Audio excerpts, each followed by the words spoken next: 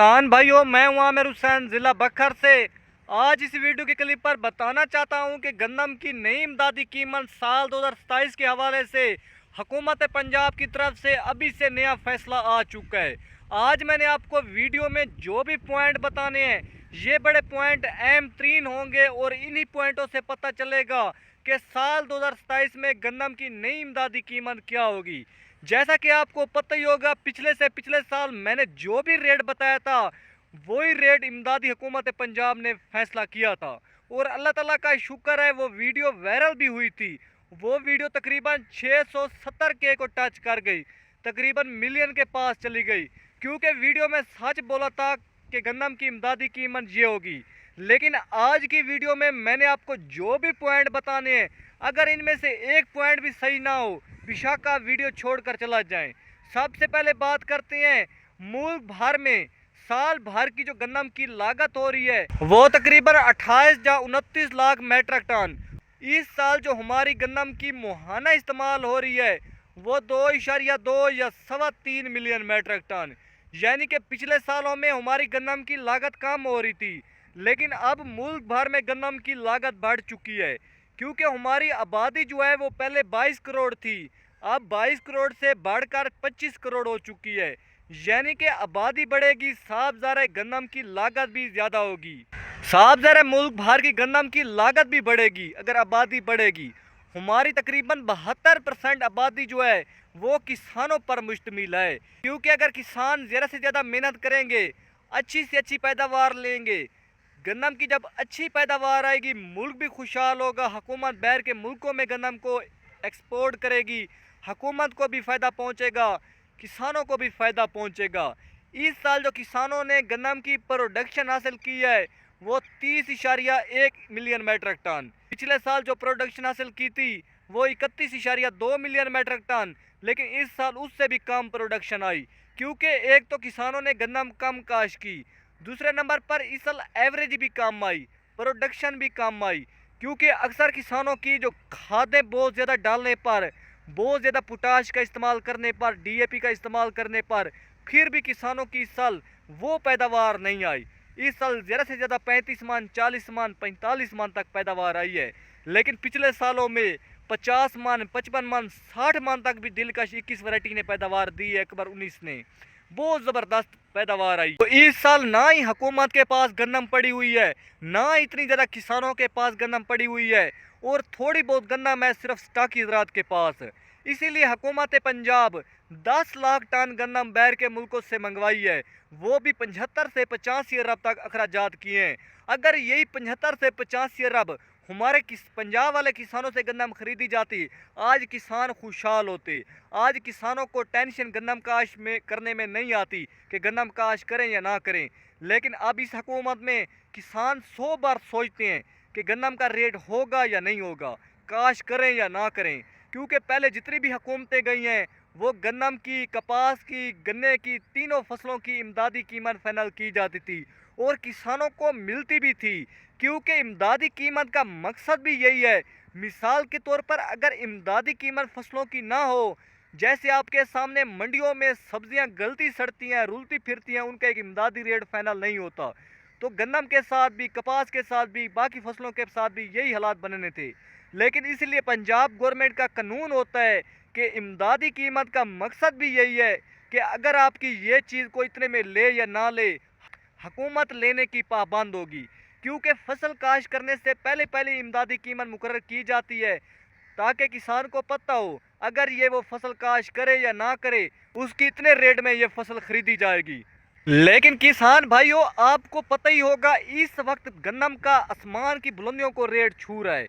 पंजाब की मंडियों में तकरीबन 46-47 रुपये को गंदम टच कर गई है, रावलपिंडी और इस्लामाबाद में 5,000 रुपये को टच कर गई है, लाहौर में 45 रुपये से लेकर 47 रुपये के दरमियान चल रही है, कराची में 12,500 रुपये, हैदराबाद में 11,500 रुपये, इसके अलावा पेशावर में 11,700 रुपये, 800 रुपये, मुल्तान में भी 12,000 रुपये को गंदम टच कर गई है।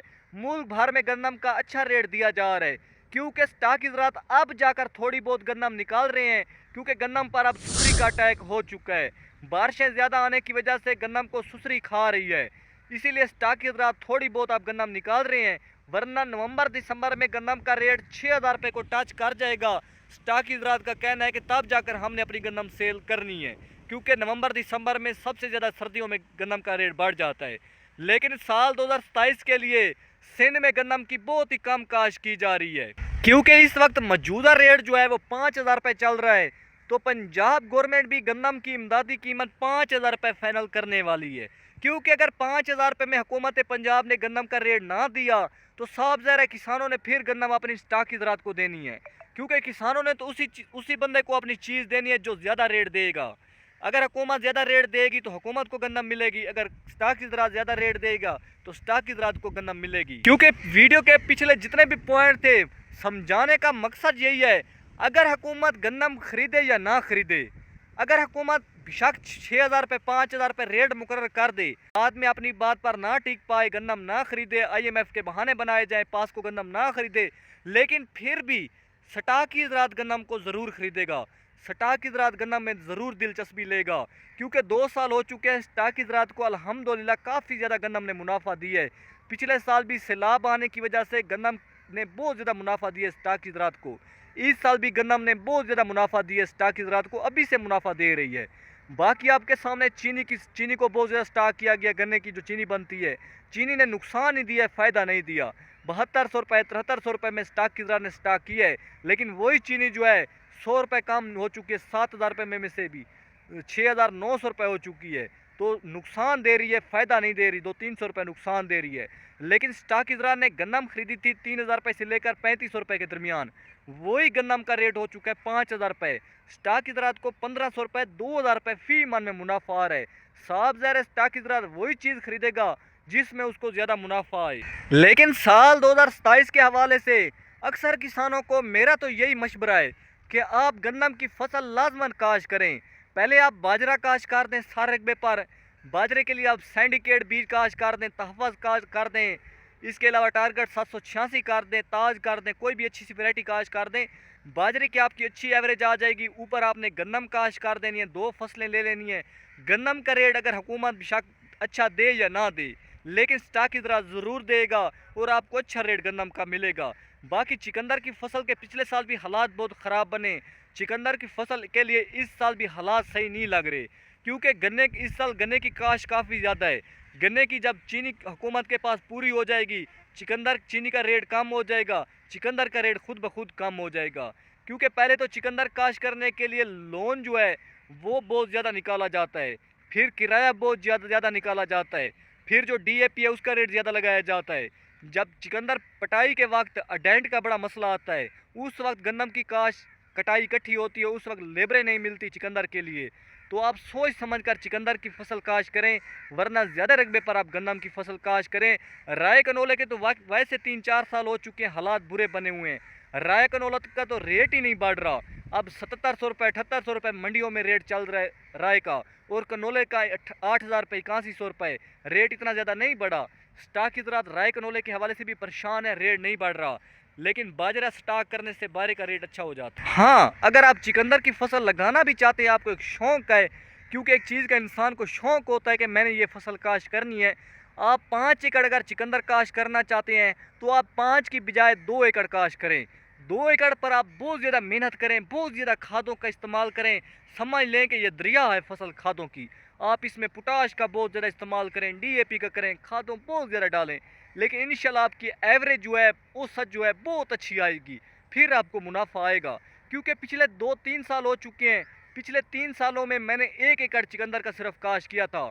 मेरा हर साल 4 लाख 5 लाख रुपए का 6 लाख रुपए का 1 एकड़ होता था, लेकिन पिछले साल मुझे पता नहीं कौन सी सख्ती पड़ी, मुझे पता नहीं मेरा कौन सा दिमाग ख़राब हुआ, मैंने 3 एकड़ चिकंदर के काश्त कर दिए।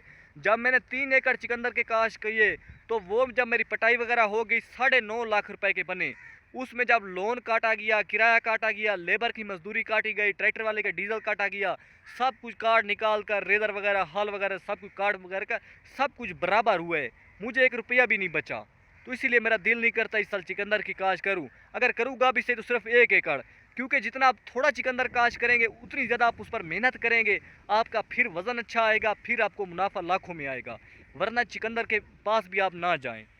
हाँ, अगर आप 1-2 एकड़ काश्त कर रहे हैं तो चुकंदर की फसल इतनी माड़ी फसल नहीं है, मोटी फसल है, जिस तरह गन्ने की फसल है।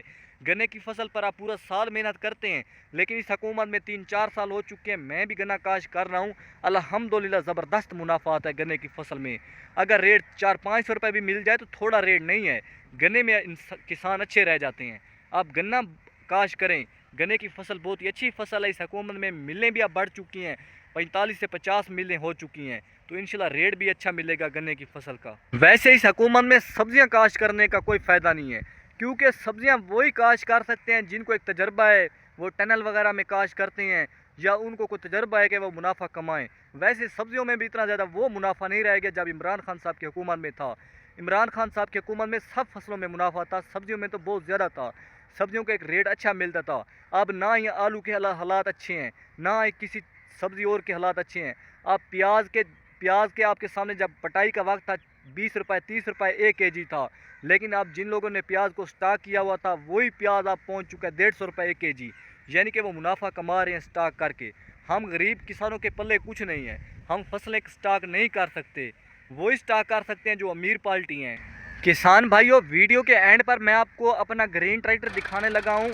ये जो सब्ज़ कलर का आपको नज़र आ रहा होगा, अल्हम्दुलिल्लाह ये किसान भाइयों 30,70,000 रुपये का मेरा निकला था। और यकीन माने मेरा जो नंबर था ऑनलाइन जो मैंने अप्लाई किया था, वहाँ पर नंबर जो था 639 की जगह मैंने 9 की जगह पर 0 लगा दिया था, यानी कि जैसे भी मुझसे भूल चूक हो गई। लेकिन जब आखिरी तारीख थी, आखिरी तारीख में दोबारा को टाइम आगे चला गया था, फिर आखिरी तारीख थी तो मुझे 2 दिन पहले कॉल की गई, वो भी उन्होंने को पुलिस स्टेशन में वगैरह में को नंबर मेरा बहुत ही मुश्किल से निकाला मिलत वालों ने। तो मुझे कॉल आई कि आपका ट्रैक्टर निकला है 385। मुझे इस ट्रैक्टर का बहुत ज़्यादा शौक़ है किसान भाइयों, लेकिन जैसे ही ट्रैक्टर निकला मैंने उधार लिए पैसे, बड़ा मुश्किल से ट्रैक्टर ख़रीदा।